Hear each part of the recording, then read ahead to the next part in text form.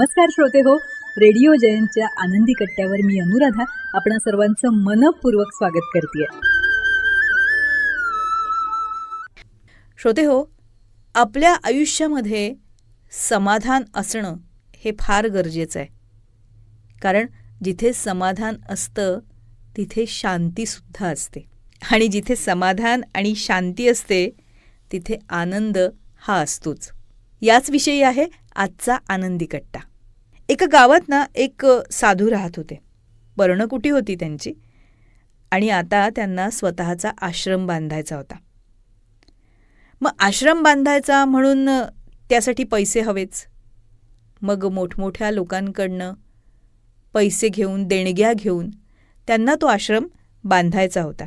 आणि त्यासाठी त्यांना बऱ्याचदा एका ठिकाणाहून दुसऱ्या ठिकाणी प्रवास करावा लागायचा.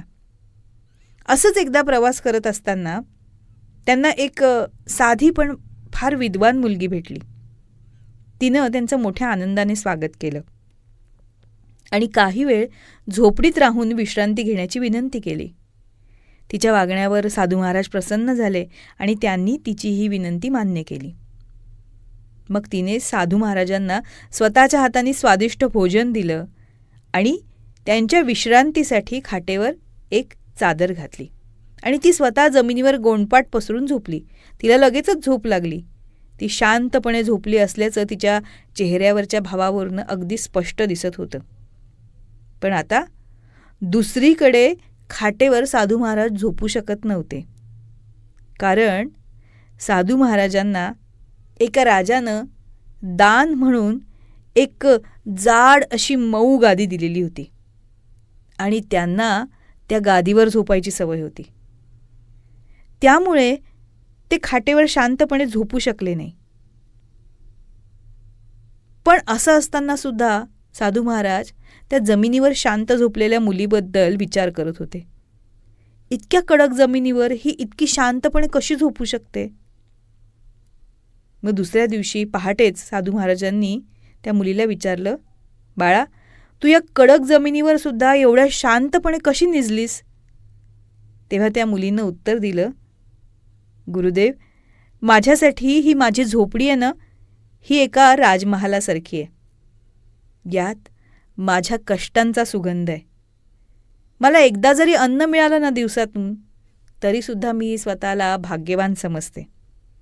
दिवसभराच्या कामानंतर जेव्हा मी या जमिनीवर झोपते ना, त्यावेळेस मला आईची कुशी मिळाल्यासारखी वाटते. मी दिवसभर माझ्या चांगल्या कामांचा विचार करते आणि शांत झोपते. आणि मग ही जमीन कडक आहे, मला टोचती आहे, हा विचारही मनाला शिवत नाही.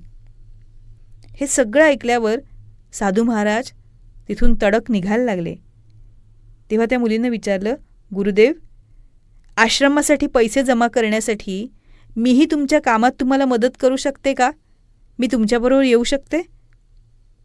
तेव्हा साधू महाराजांनी नम्रपणे मुलीला उत्तर दिलं, बाळा, आज तू मला जे ज्ञान दिलंस ना, त्यामुळं मनाचं खरं सुख कुठे आहे हे मला कळलं. आणि आता मला कुठल्याही आश्रमाची इच्छा नाही, गरज नाही. असं सांगून साधू महाराज आपल्या गावी परतले. जमा झालेले पैसे गोरगरिबांमध्ये वाटून दिले आणि पुन्हा आपल्या पर्णकुटीतच राहायला लागले.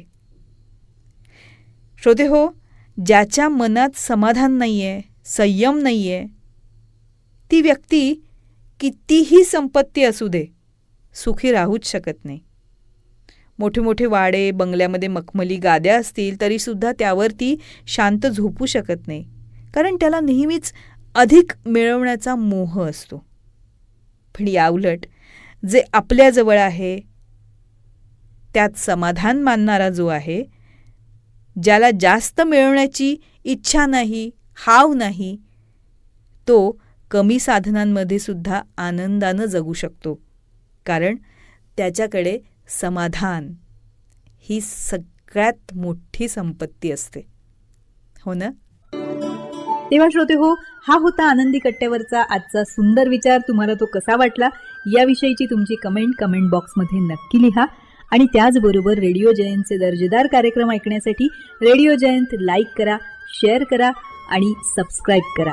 रेडिओ जयंतचं सबस्क्रिप्शन फ्री आहे आणि त्याचबरोबर नोटिफिकेशनसाठी बेल आयकॉनवर क्लिक करायला सुद्धा विसरू नका.